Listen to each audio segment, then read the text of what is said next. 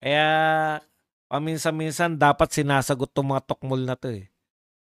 Oh, eto po, nakalimutan kong, ano 'to, eh, stress 'to, yung napakinggan natin pero natantosan ko 'to, may tantos ako rito. Nakalimutan kong banatan kanina.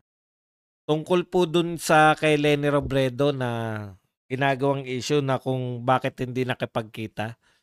Po ah, Dagdag ko lang sa sinabi ni VP Sara, tama lang na hindi na makipagkita. Sumisikat pa, eh, 'di ba? Wala na ngang umiintindi.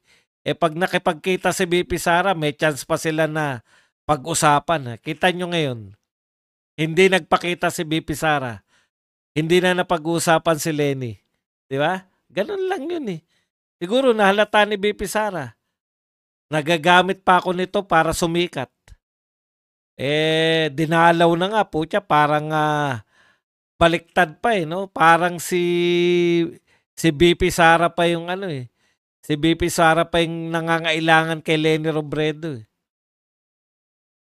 Oh, ito po ang sinasabi nito ni Senator Rizon Tiveros. Yan po ang problema ng mga walang alam sa batas ng mga senador. Masyadong premature i-consider na ipasok sa witness protection program yung mga diskaya. They haven't told us anything. Ano ba yung they haven't told us? Ano po ba yung gusto nilang sabihin na they haven't told us everything? Yan po yung 2016 to 2022.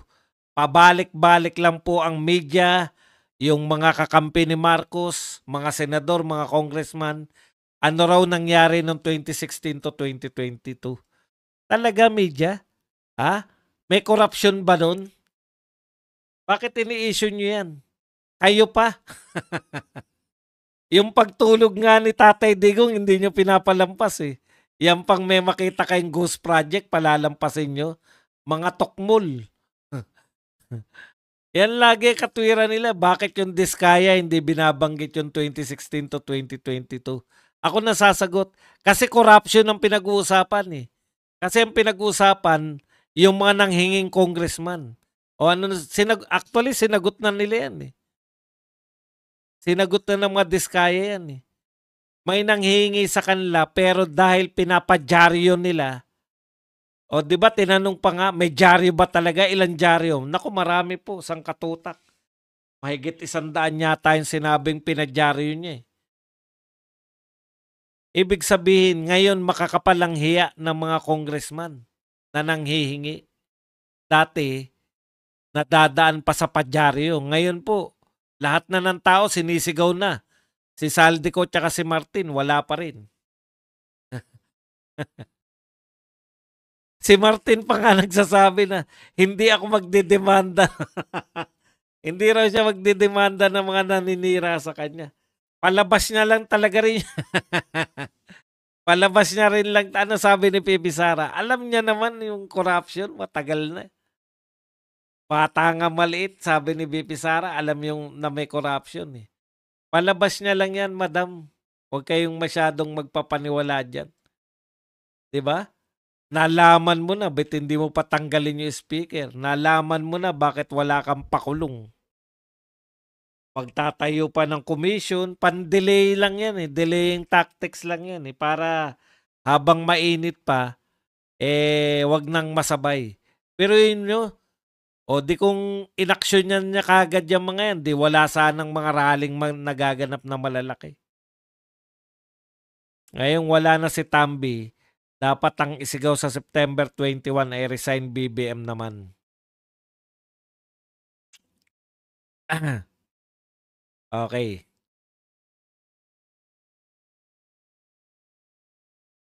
Ba't walang birada Agila kanina, Kabadong?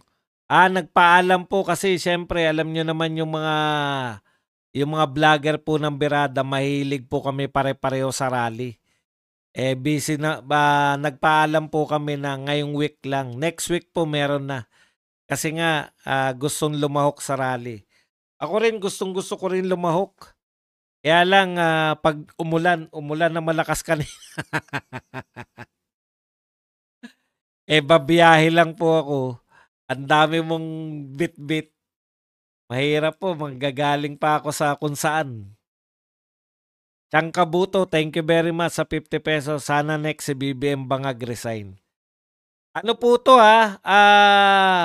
Sa pantaha pa lang po to ni ano. Wala pa pong ano.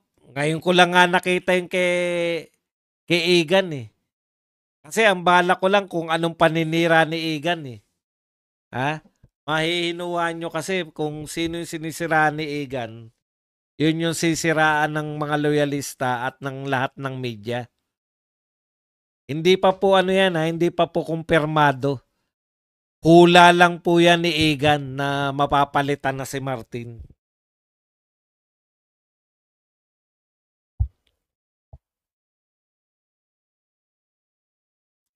Okay boss.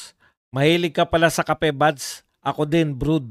Kapeng barako, gusto mo padalan kita? Give me the address. Wag na po. Wag na po. Wag na po. Okay na po ako na dito na lang po. Mahirap po yan. Hindi po talaga ako nagbibigay ng address. Alam niyo naman po. Mahirap. Pasensya na. Alam ko po na tama na gusto nyo magpadala ng kapeng totoo. Tulala sila tinyo. Ogkong. Ogko. Opo. Alam nyo po, gimmick lang nila yan eh. Yung kunwari magre-register na may itatanong. Alam nyo yan. Tapos pag hindi po sila pinagtanong, halimbawa, nag-move na naman na igalang natin yung ating tradisyon. Gagawa na naman sila ng issue. Mabuti nga, winave ni BP Sara eh. Kasi pag sinabi ni BP Sara na ayaw niya magpatanong, hindi siya tatanungin eh. Kaya lang, magwawala yung dalawa. Nakita nyo naman, wala naman palang itatanong. Confidential fund pa rin, tsaka yung travel. Wala naman pong issue sa travel. Gumagawa lang ng issue. Kaya nagmumukhang tanga eh. Narinig ko din sa isang vlogger na alis na si Tambas as speaker. Wala po akong kinukumpirma. Kaya lang po, dahil ito si Arnold Clavio ang isa sa mga unofficial spokes ng Malacanang. Malamang sa malamang parang ano siya, 'di ba? Parang si Katonying. Boss Buds, pasabihan naman si Sec Diso na yung mga projects naman ng congressman na binanggit ni Diskaya, lalayo pa sila ni Magalong ilang congressman dawit sa QC. Si French Castro parang proud parent kay VP, kinunan pa ng picture. Talaga, nagpa-picture pa. Christian Kadayday, thank you very much sa 50, BBM resign. Yan po ang sinabi ni Christian Kadayday. Leonard Alecha, ayan.